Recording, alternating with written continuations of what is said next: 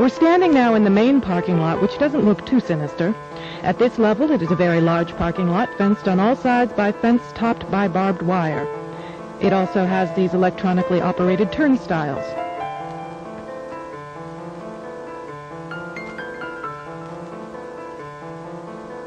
There is also a surveillance camera, just like we saw at the FEMA facility, pointing out to the parking lot, and a helicopter windsock.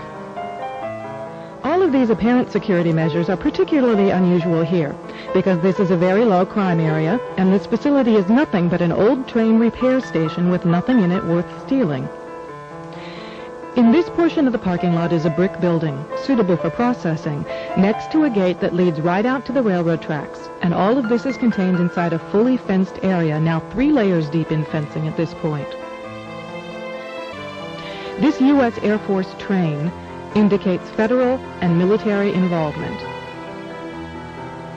Facing the opposite direction, you can see that this area, too, is a very large fenced area with railroad track running the length of the fence and plenty of warehouses. This facility was supposed to have closed in June of 1993, yet instead several $million in federal funds have been spent on supposed renovations over the past 2 years. Helicopter windsocks and markers are evident throughout the property.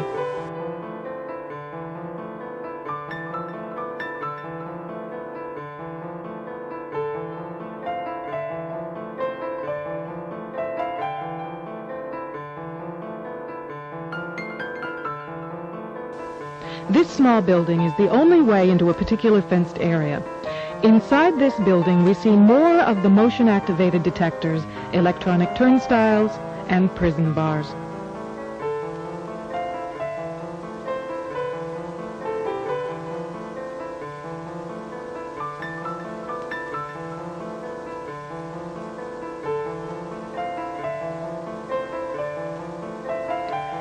All of the renovations to this property have involved putting in new fencing, electronic turnstiles, concrete flooring in unused warehouse buildings, and putting in large gas furnaces on buildings that were never heated any time in the past 20 years.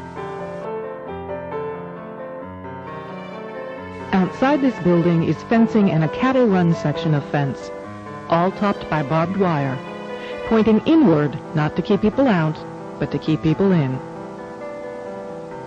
This was common throughout the facility, particularly the new fencing that had been erected.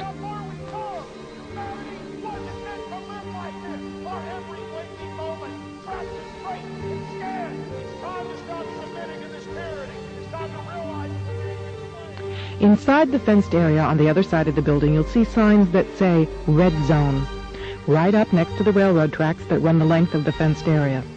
Next to the Red Zone sign, you can see closely numbered markers on the fences that are too closely spaced to be parking markers, just as if they plan to have people line up to board the trains.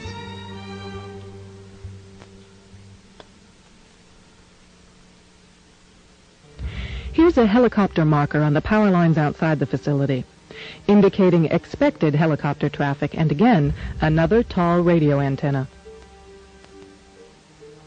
Looking around, you can get an idea of how huge this place is and how many people it could contain in its fenced-in area. In yet another fenced area, we see a large warehouse building at the end, with the electronic turnstiles in front of it. The building is one that has a new concrete floor, and its doors and windows have all been blocked. Outside, there are new gas pipes.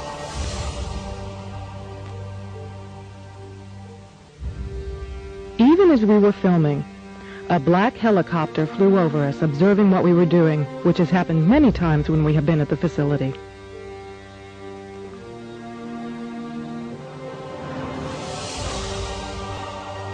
The gas lines and gas pipes at the facility run the length of the buildings.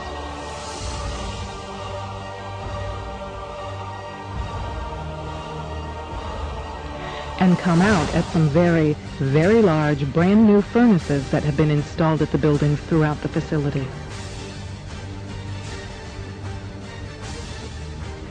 Inside the facility, we found large fenced-in areas next to the railroad tracks marked green zone and blue zone, suitable for holding a lot of people.